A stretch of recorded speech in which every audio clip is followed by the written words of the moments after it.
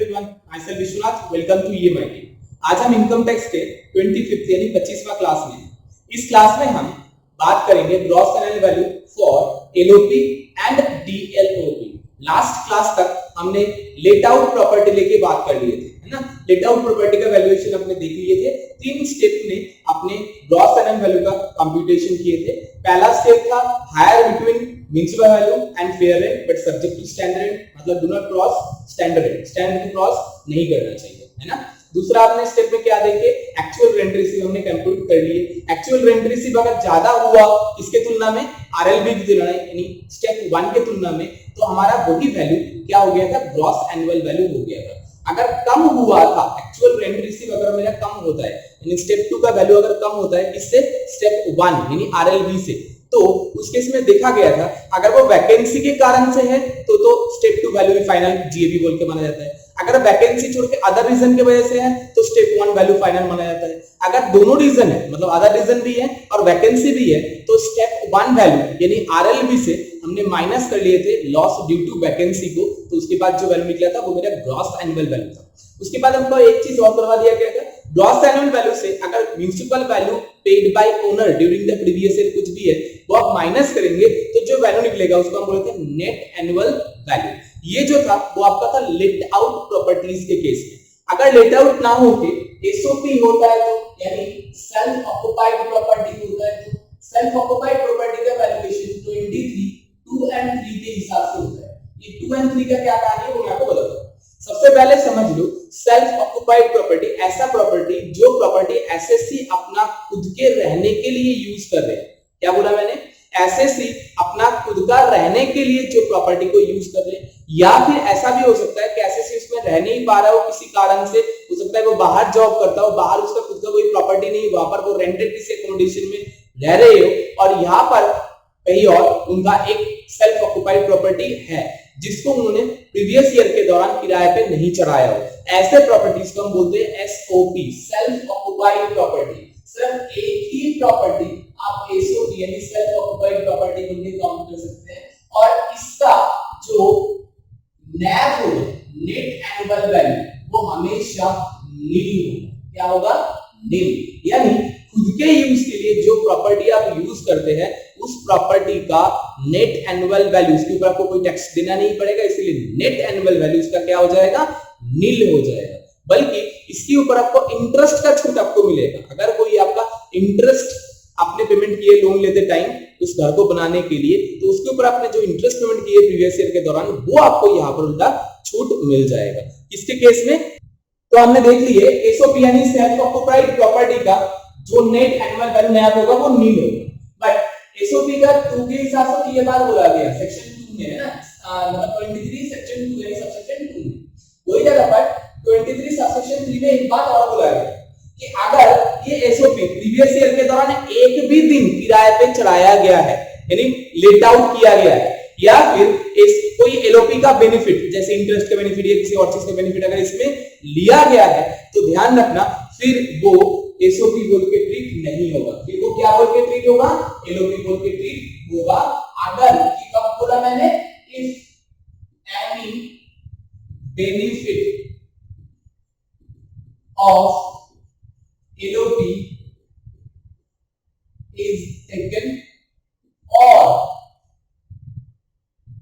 given on rent during the previous year। Previous year के दौरान अगर 1 घंटे के लिए भी किराया पे दिया गया तो ध्यान रखना वो फिर एसओपी बोल के ट्रीट नहीं होगा। तो ये था एसओपी का कहानी, ये हमारा एसओपी के रिलेटेड है। एसओपी के बाद हम जो बात करेंगे वो हम बात करेंगे डीएलओपी यानी डीम्ड लेट आउट प्रॉपर्टी, जो बात किया गया सेक्शन 23 सबसेक्शन 4 में। क्या बोला गया 23 में कि अगर कोई एसएससी के पास एक से ज्यादा प्रॉपर्टी एसओपी पर्पस में है, यानी सेल्फ ऑक्युपाइड पर्पस में है, ठीक है, तो उनमें से एसएससी के ऑप्शन पे कोई एक एसेट को वो सिर्फ एसओपी बोल के मान सकते हैं, कोई भी एक जिसको उनको अच्छा लगता है। नॉर्मली ज्यादातर एसएससी को क्या, कौन सी को अच्छा लगेगा, जिसका क्या होगा, एनुअल वैल्यू जो है ज्यादा निकलेगा, जिसमें टैक्स ज्यादा देना पड़ेगा, उसी को वो क्या बोलेंगे, एसओपी बोलेंगे। और बाकी जो रह जाएगा उनको हम मानेंगे क्या बोल के, डीएलओपी यानी डिम्ड लेट आउट प्रॉपर्टी बोल के। यानी in excess of one SOP, एक एसओपी से ज्यादा अगर आपके पास एसओपी है तो बाकी जो प्रॉपर्टीज है वो डीएलओपी यानी डिम्ड लेट आउट प्रॉपर्टी बोल के ट्रीट किया जाएगा। तो आपको समझ में आ गया ये चीज कि डीएलओपी को आपको कब को बोलना है, कब बोलना है, किस प्रॉपर्टी को बोलना है। तो डीएलओपी का जो हमारा ग्रॉस एनुअल वैल्यू है वो हमारा किस तरीके से कैलकुलेट होगा, अब हम इसको लेकर बात करते हैं। डीएलओपी का जो वैल्यू कैलकुलेशन टाइप है वो बताया गया है स्टेप 1। जो आरएलपी आप कैलकुलेट कर रहे थे, रीजनेबल लेटिंग आउट वैल्यू, वही आरएलपी डीएलओपी के लिए जीएबी बोल के ट्रीट किया जाएगा। यानी RLP reasonable letting out value equals to ही हमारा ग्रॉस एनुअल वैल्यू हो जाएगा। यानी वही स्टेप 1 जिसमें आपको बताया गया था क्या, म्युनिसिपल वैल्यू और fair rent whichever is subject to standard, मतलब do not cross the standard rate, standard rate को क्रॉस नहीं करना चाहिए। वही था हमारा आरएलवी यानी रीजनेबल लेटिंग आउट वैल्यू, वही हमारा यहां पर जीएबी बोल के ट्रीट किया जाएगा। किसी केस में, डीएलओपी के केस में, डिम्ड लेट आउट प्रॉपर्टी के केस में। तो ये था हमारा प्रॉपर्टी पे टाइप एंड उसके ऊपर बेस करके उसका ग्रॉस एनुअल वैल्यू हम किस तरीके से कैलकुलेट करेंगे वो हमने आपको बता दी है। मैं आपको दोबारा रिपीट कर देता हूं, हमारा जो एलओपी था, लेट आउट प्रॉपर्टी था, वो 23(1) के हिसाब से बताया गया था। क्या बोला गया था कि या तो एक्चुअल रेंट रिसीव या आरएलवी, दोनों में से जो ज्यादा है वही उसका क्या बोल के माना जाएगा, ग्रॉस एनुअल बोल के वैल्यू बोल के माना जाएगा। वही जगह पर एसओपी का क्या बोला, एसओपी का जो ग्रॉस एनुअल वैल्यू है वो नील है, म्युनिसिपल टैक्स माइनस करेंगे तो उसके बाद क्या निकलेगा, नील हो जाएगा, नील ही रहेगा, उसके से कोई माइनस होने का मतलब, इसलिए नैप जो होगा एसओपी का वही नील हो जाता है। उसके बाद आपका भाग आता है किसका, हमारा डिम लेट आउट प्रॉपर्टी का, डीएलओपी के केस में। डीएलओपी में मैंने क्या बोला कि अगर एक एसएससी एक से ज्यादा प्रॉपर्टी को अपना सेल्फ ऑक्युपाइड पर्पस में यूज करते हैं, तो जिसको सेल्फ ऑक्युपाइड पर्पस में यूज किया उसको तो एसओपी, उसका वैल्यू नील हो गया। बाकी जो प्रॉपर्टीज रह जाएगा वो उसका डीएलओपी बोल के माना जाएगा, डिम लेट आउट प्रॉपर्टी। अगर मैं मानता हूं कि एक एसएससी के पास 4 घर है, चारों को वो अपना पर्सनल यूज के लिए यूज करता है, तो उसमें से जिसका नैब ज्यादा होगा वो उसी को क्या बोल के मानेगा, उसी को हमेशा ध्यान रखना, उसी को वो क्या बोल के मानेंगे, एसओपी बोल के। क्यों, ताकि उसका वैल्यू नील हो जाए, बाकी के ऊपर टैक्स देना पड़े, कोई बात नहीं। समझ गए? तो इस तरीके से प्रैक्टिकल फील्ड में काम होता है। तो अब हम नेक्स्ट आगे की तरफ बढ़ रहे हैं कि सेक्शन 24 ने क्या बोला। अभी तक हमने सेक्शन 23 देखे थे, अब हम 24 में बात करेंगे, जिसमें हमने आपको बताया भी थे कि हर एक हेड ऑफ इनकम का खुद का एक डिडक्शन सेक्शन होता है। हाउस प्रॉपर्टी का जो डिडक्शन सेक्शन है वो हमारे सेक्शन 24 है। एक्चुअली सैलरी में भी आपने देखे थे, सैलरी में भी डिडक्शन था, इसमें स्टैंडर्ड डिडक्शन के बारे में बात किया था, प्रोफेशनल टैक्स के बारे में बात किया था, वो हमने बात किया था सेक्शन 16 के अंदर, है ना। सेम एज इट इज आप जब हाउस प्रॉपर्टी की तरफ देखेंगे, हाउस प्रॉपर्टी में एक सेक्शन ऐसा ही है जो डिडक्शन के बारे में बात करेगा, जो है हमारा सेक्शन 24। अब हम आपको 24 सेक्शन के बारे में बात करेंगे, ठीक है। तो इसको हम इरेज कर देते हैं, फिर हम हमारा नेक्स्ट सेक्शन लेके बात करेंगे, जिसमें हम सेक्शन 24 के बारे में बात करेंगे, जो हमारा डिडक्शन सेक्शन। इसको हम इरेज कर दे। आपको समझ में आ गया कि एनुअल वैल्यू हमारा एसओपी का नील होएगा, डीएलएफओ का, डीएलओपी का काउंटिंग किस हिसाब से होगा, जो हमारा लेट आउट प्रॉपर्टी का स्टेप 1 था, जिसमें हम आरएनबी दिखा रहे थे, रीजनेबल लेटिंग आउट वैल्यू, उसी के हिसाब से कंप्यूट किया जाएगा। इसको हम इरेज कर देते हैं।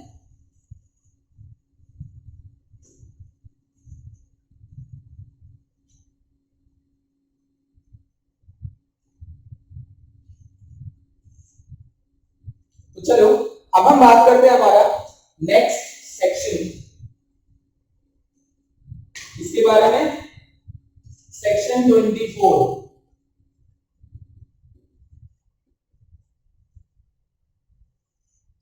जिसको हम डिडक्शन सेक्शन भी बोलते हैं।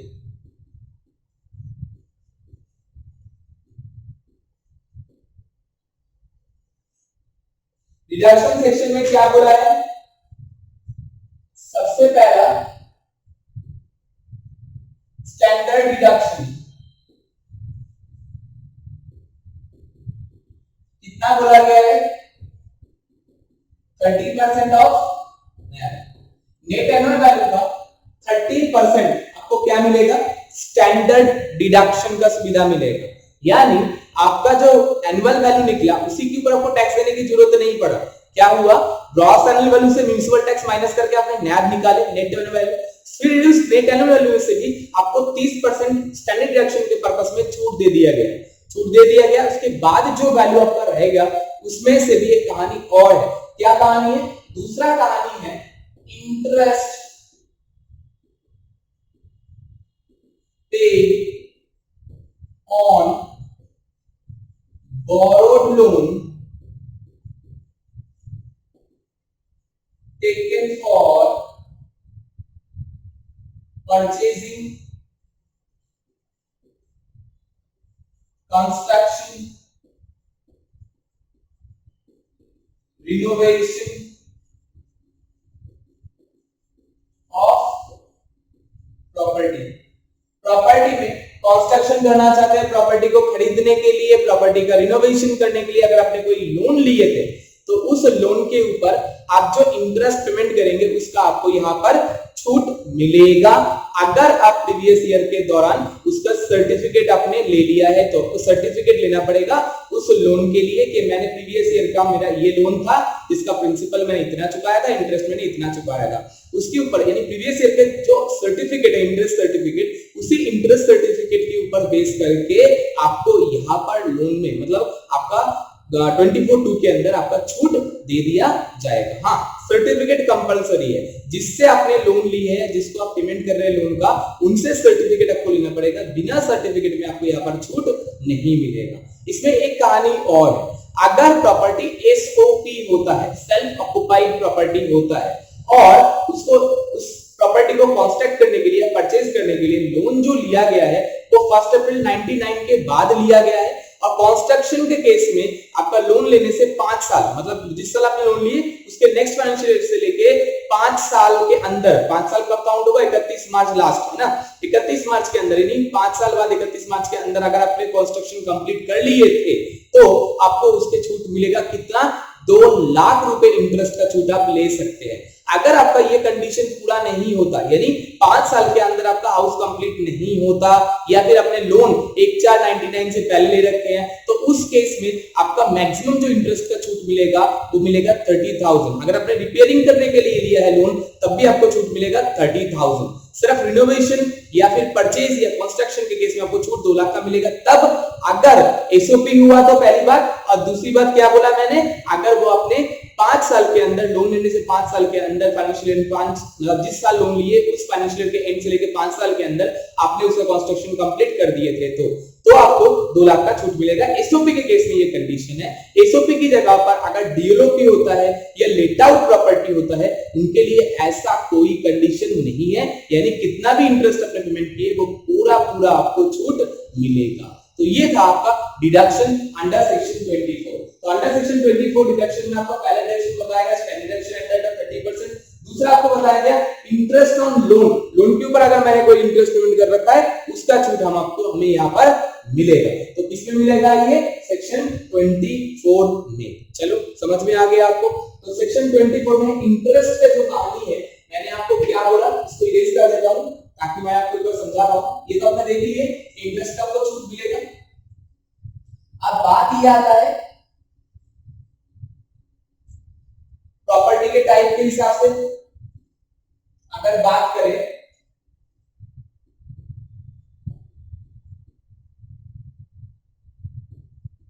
इंटरेस्ट ऑन लोन की, तो प्रॉपर्टी 2 टाइप में बढ़ गया, एक एसओपी, दूसरा आपका डीएलओपी या एलओपी। एसओपी के केस में मैक्सिमम छूट आपको जो मिलेगा वो मिलेगा 2 लाख रुपए का। वो भी कब, कंडीशन क्या है, कंडीशन पहली बात तो आपने परचेज, कंस्ट्रक्शन एंड रिनोवेशन, और रिनोवेशन रिपेयरिंग के लिए नहीं, रिनोवेशन पर्पस में आपने लोन लिए थे पहली बात। दूसरी बात लिए कब, आफ्टर 1/4/1999 के बाद आपने लोन लिए हैं। तीसरी बात कंस्ट्रक्शन टू बी कंप्लीटेड या was completed to be was completed within 5 years from the end of financial year in which the loan taken, यानी अगर आपने लोन लिए थे 1/10/18 को, तो आपका काउंटिंग कब से होगा? 1 अप्रैल 19 से काउंटिंग होगा। उस फाइनेंशियल ईयर का पूरा छूट, कोई पार्टमेंट का कोई कहानी इसमें नहीं है, ठीक है। नेक्स्ट ईयर से आपका काउंटिंग होगा, 5 साल के अंदर आपका कंस्ट्रक्शन कंप्लीट होना चाहिए, 1999 के बाद होना चाहिए, कंस्ट्रक्शन बच्चे का रिनोवेशन के लिए लोन लेना चाहिए, तो आपको 2 लाख रुपए का छूट मिलेगा। अदरवाइज ये कंडीशन पूरा नहीं होगा तो आपको जो छूट मिलेगा वो है 30,000। कितना मिलेगा? 30,000 रुपए का छूट मिलेगा इंटरेस्ट के पर्पस में, ओनली 30,000 रुपीज। समझ गए? अच्छा, एक मेरा एक जो नया रूल फाइनेंशियल ईयर 2020 में जो नया रूल आया था वो आपको मैं और बता दूं। 2020-21 में ये बोला गया था कि एक पर्सन एक से ज्यादा प्रॉपर्टी, 2 प्रॉपर्टी को भी एसओपी के रूप में रख सकते हैं। कैसे हो सकता है? जैसे एक में आप खुद रह रहे हैं और दूसरी जगह पर आपने एक प्रॉपर्टी ले ली जहां पर आप जॉब कर रहे हैं, तो जॉब पर्पस में जब एक प्रॉपर्टी आप ले रहे हैं तो वो भी आपका एसओपी बोल के है। तो बहुत सारे लोग उसका भी छूट लेना चाह रहे थे, नहीं तो वो डीएलपी बोल के काउंट हो जाएगा, है कि नहीं? तो इस वजह से आपका नया रूल में आपको ये छूट दे दिया गया कि एक बंदा चाहे तो 2 प्रॉपर्टी को एसओपी बोल के रख सकता है। बट हाँ, एक बात ध्यान रखिए, दोनों प्रॉपर्टी का जो मैक्सिमम इंटरेस्ट का छूट मिलेगा वो इतना ही मिलेगा, 2 लाख, इससे ज्यादा नहीं मिलेगा। तो इसी कारण के वजह से आजकल दो मत बना हुआ है। कुछ लोग बोलते हैं नहीं उसको एसओपी बोल के काउंट करो, कुछ बोलते हैं नहीं डीएलओपी बोल के काउंट करो। क्यों? एसओपी बोलेंगे तो आपका ग्रॉस एनुअल तो नील हो जाएगा, ठीक है, नेट एनुअल आपका नील हो गया, बट क्या इंटरेस्ट का छूट आपको 2 लाख मिलेगा मैक्सिमम। वही जगह पर अगर आप डीएलओपी बोल के काउंट करवाएंगे इसको या एलओपी बोल के काउंट करवाएंगे, किराए पे देते हैं तो एलओपी, किराए पे नहीं देते तो डीएलओपी, है ना? तो अगर डीएलओपी बोल के अगर आप काउंट करवाएंगे तो कम से कम आपको इंटरेस्ट का छूट तो मिलेगा, जितना आप इंटरेस्ट पेमेंट करेंगे उसका आपको छूट मिलेगा। उसके अलावा डीएलओपी में एक सुविधा मैं आपको बता देता हूं, डीएलओपी एलओपी हुआ तो इसमें मैक्सिमम इंटरेस्ट बोल के कोई लिमिट नहीं है, नो लिमिट। जितना आपने इंटरेस्ट का पेमेंट किए है उतने का ही आपका छूट मिल जाएगा इंटरेस्ट सर्टिफिकेट के ऊपर बेस करके। जितना सर्टिफिकेट में है उतने का ही आपको पूरा छूट मिल जाएगा, जरूरत नहीं है पेमेंट करना है। या फिर एक कहानी और भी है, इंटरेस्ट आपका पेबल था, आपने पेमेंट नहीं किया, पेबल था तो भी आपका वो काउंटेबल रहेगा, बट इंटरेस्ट सर्टिफिकेट उसके लिए चाहिए। बिना इंटरेस्ट सर्टिफिकेट का कोई काम नहीं होगा। पहली बात, इसमें कोई लिमिट की जरूरत नहीं। तीसरी बात, ये सब कंडीशन का यहाँ पर नो कंडीशन, कोई कंडीशन नहीं है, चाहे कंस्ट्रक्शन के लिए ले रहे हो चाहे किसी और पर रिनोवेशन पर्पस में ले रहे हो।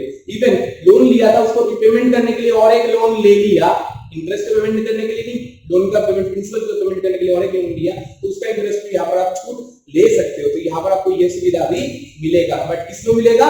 डीएलओपी अलाउड एलओपी प्रॉपर्टी में। एसओपी के केस में मैक्सिमम इंटरेस्ट का जो छूट है वो 2 लाख रुपए, इससे ज्यादा नहीं है। इंटरेस्ट प्रिंसिपल अमाउंट पेमेंट करने के लिए दूसरा आप लोन ले रहे हो, ऐसा भी हो सकता है उसके ऊपर जो आप इंटरेस्ट पेमेंट करोगे उसका भी छूट आपको यहाँ पर भी मिलेगा, बट मैक्सिमम कितना मिलेगा? मैक्सिमम मिलेगा 2 लाख, इससे ज्यादा नहीं मिलेगा। तो ये कौन ने बताया? ये बताया हमारा सेक्शन 24 में।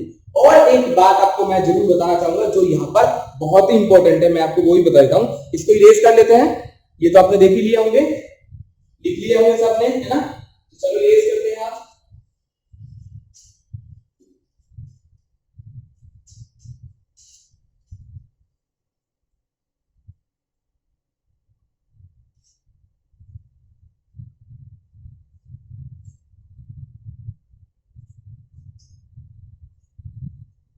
ठीक है, अब जो मैं आपको बताने जा रहा हूं वो है pre construction period loan interest या post construction period loan interest.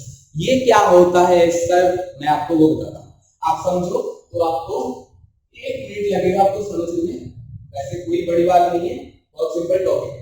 Suppose करो एक बंदे ने लोन लिया है एक 10-14, ठीक है, उनके हाथ में घर आया कब? उनका मतलब घर का कंस्ट्रक्शन कब हुआ?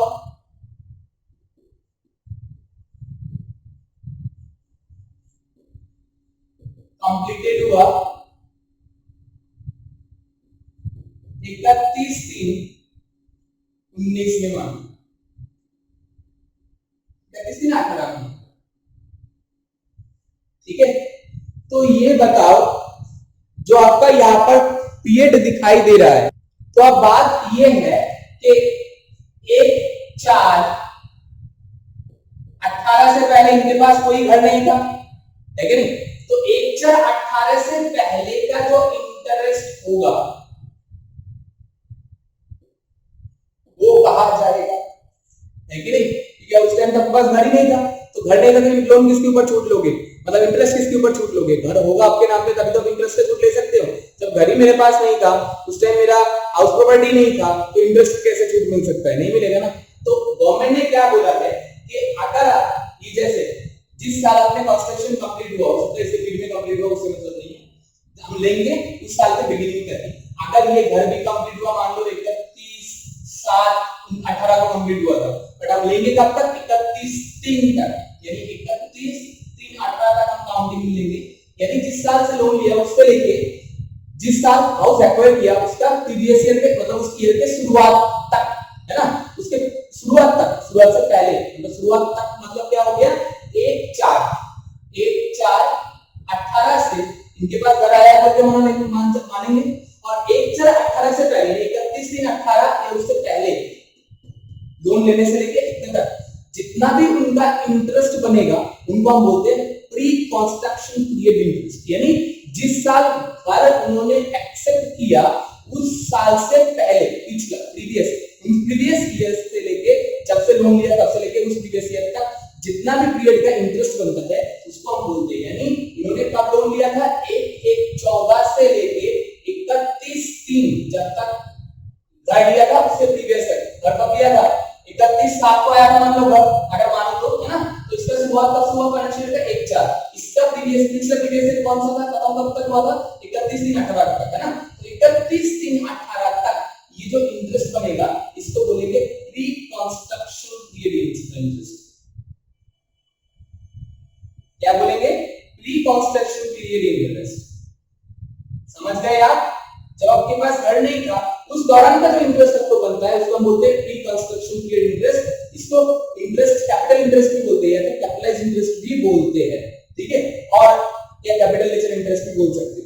इसके बाद का जो इंटरेस्ट होगा, यानी 1/4/18 जिस साल आपने घर को एक्वायर कर लिए उस साल से लेकर जितना भी इंटरेस्ट होगा इसको हम बोलेंगे, यानी 1/4/18 के बाद से 1/4/18 से लेके जब तक आपका लोन रिपेमेंट होगा, टू रीपेमेंट ऑफ लोन, इसको हम बोलते हैं पोस्ट कंस्ट्रक्शन पीरियड इंटरेस्ट। इस इंटरेस्ट को क्या बोलते हैं? Post construction period interest. इसको रेवेन्यू नेचर इंटरेस्ट भी बोलते हैं। क्या बोलते हैं? Revenue nature interest. तो क्या देखे आपने? जिस साल आपने घर एक्वायर किए उसके फाइनेंशियल ईयर के शुरुआत से लेकर लास्ट जहां तक आपका लोन रिपेमेंट होगा वो हमारा पोस्ट कंस्ट्रक्शन पीरियड में आ जाएगा। बट उससे पहले का जो इंटरेस्ट होगा उसको हम क्या बोलेंगे? प्री कंस्ट्रक्शन पीरियड इंटरेस्ट बोलेंगे। इसीलिए मैंने आपको एग्जांपल दिया था कि अगर घर कंप्लीट हो रहा है 31/7/18 को, तो मैंने 31/7/18 को घर को ले लिया, एक्सेप्ट कर लिया। जिस दिन हमने घर गृह प्रवेश किया, घर को एक्सेप्ट कर लिया कि हमारा बन गया, है ना? जिस दिन हमारा ये घर कंप्लीट हुआ, इस फाइनेंशियल ईयर का शुरुआत कब से हुआ था? 1/4 से। तो 1/4/18 जैसे कि यहाँ पर दिखा रहा है, 1/4/18 से लेके आगे का जो इंटरेस्ट पेमेंट हम करेंगे उसको क्या बोलेंगे? उसको हम बोलेंगे पोस्ट कंस्ट्रक्शन पीरियड इंटरेस्ट। क्या बोलेंगे? Post construction. जब हमारा कंस्ट्रक्शन कंप्लीट हो गया और उससे पहले का जो इंटरेस्ट होगा, यानी 1/4/18 से पहले, 1/4/18 से पहले मतलब जब से मैंने लोन लिया उससे लेके 31/3 तक, 18 तक, इससे पहले दिन तक, है ना? इससे पहले तक जो भी इंटरेस्ट होगा उसको हम क्या बोलते हैं? Pre construction period interest. जब आपके पास घर नहीं था उस इंटरेस्ट का आपने सुविधा नहीं ले पाए, जब आपके पास घर आ गया उसके बाद आप उस इंटरेस्ट का छूट ले सकते हैं। कितना ले सकते हैं?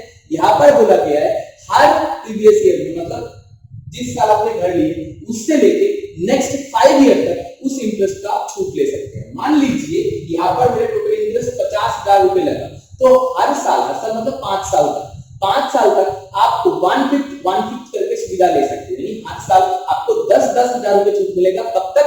5 साल तक। यानी प्री कंस्ट्रक्शन पीरियड का जितना भी टोटल आपने इंटरेस्ट पेमेंट किए उस इंटरेस्ट का 5 इक्वल इंस्टॉलमेंट में छूट मिलता है। और कब से मिलता है? जिस दिन अपने घर का एक्वायर कर लिए थे जिस प्रीवियस ईयर में, उस साल से नेक्स्ट 5 ईयर तक, ठीक है ना। तो प्री कंस्ट्रक्शन पीरियड का interest 1/5 every year for 5 years। 5 years के लिए आपको ये इंटरेस्ट की सुविधा आपको मिलेगा। बट मैंने आपको बताया ये तो हो गया प्री कंस्ट्रक्शन के लिए। पोस्ट कंस्ट्रक्शन में अपने जितना इंटरेस्ट पेमेंट किए वो आपको छूट मिल जाएगा। हाँ, अगर प्रॉपर्टी एसओपी हुआ तो दोनों मिला के, मतलब pre construction plus post construction दोनों मिला के आपको मैक्सिमम इंटरेस्ट का जो छूट मिलेगा वो मिलेगा 2 लाख रुपए। कितने रुपए? 2 लाख रुपए। अगर वो एसओपी ना होके डीएलओपी होता है या फिर एलओपी होता है तो उनके लिए कोई लिमिट नहीं है। इसका 1/5 और पोस्ट कंस्ट्रक्शन का जितना भी इंटरेस्ट मिलेगा दोनों मिलाकर जितना बनता है पूरा इंटरेस्ट का आपको छूट मिल जाएगा। चलो मैं आपको एक छोटा सा और एक एग्जांपल देता हूं। सपोज करो मेरा हाउस कंस्ट्रक्शन जो कंप्लीट हुआ है,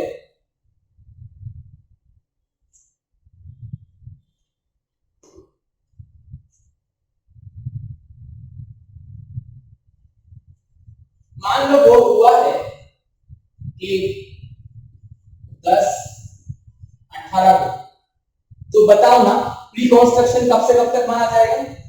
तो 1/10/18 है कि नहीं? तो इसका फाइनेंशियल का शुरुआत कब से हुआ था? 1/4/18 से हुआ था ऑब्वियसली, है कि नहीं?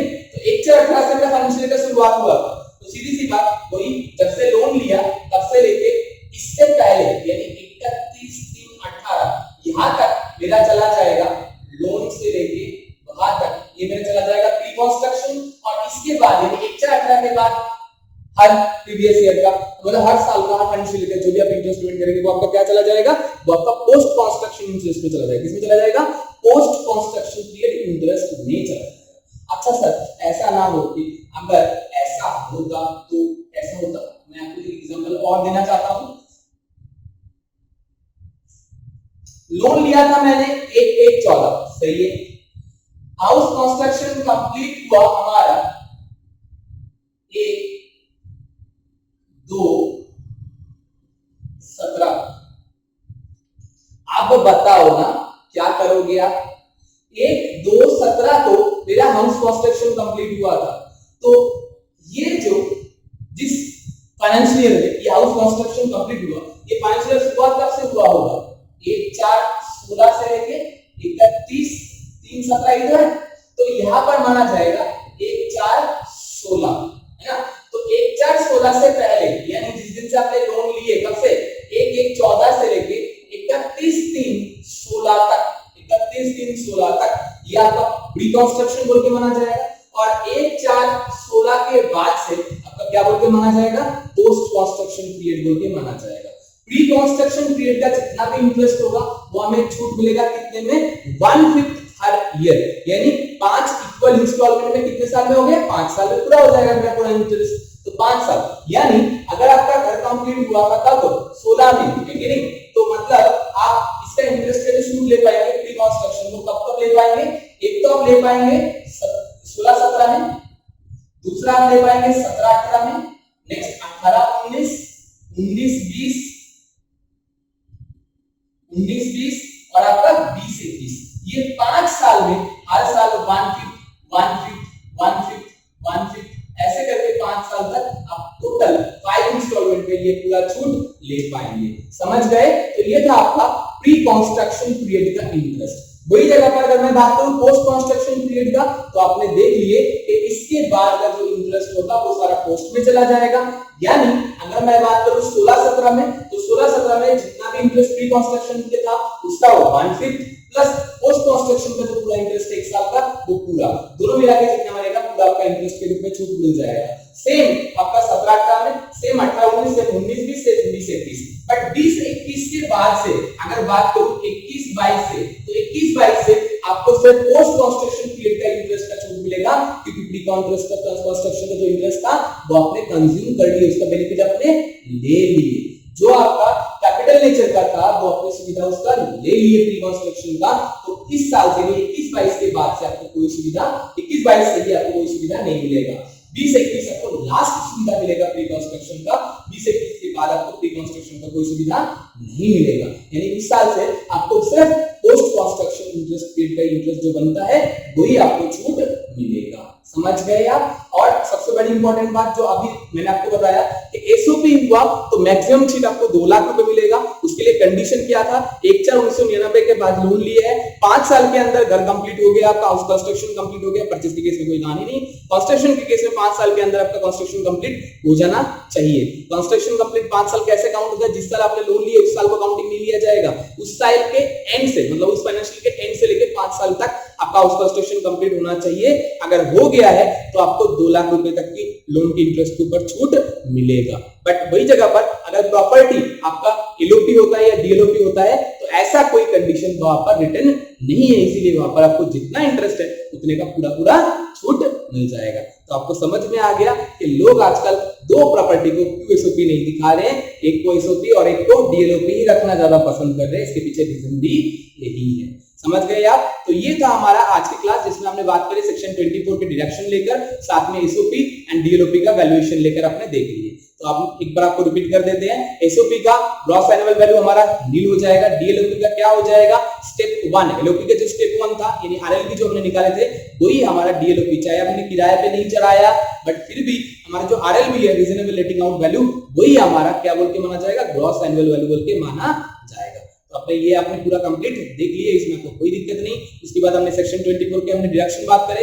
पहला हमने बात की स्टैंडर्ड डिडक्शन जिसमें 30% ऑफ नैब आपको डिडक्शन मिलता है। दूसरा हमने बात की किसको लेकर, सबसे इंपॉर्टेंट टॉपिक क्या, इंटरेस्ट ऑन लोन लेकर। लोन जो आपने लिए थे उसके ऊपर जो इंटरेस्ट पेमेंट कर रहे हैं उसके लिए हमने छूट आपको बताया था। अब आपको इसमें कोई दिक्कत या डाउट है, आप डाउट सेशन में इसको जरूर से क्लियर कर सकते हैं। कल हम इसका एग्जांपल यानी क्वेश्चन लेके बात करेंगे। थैंक यू, जय हिंद। आज के लिए इतना ही।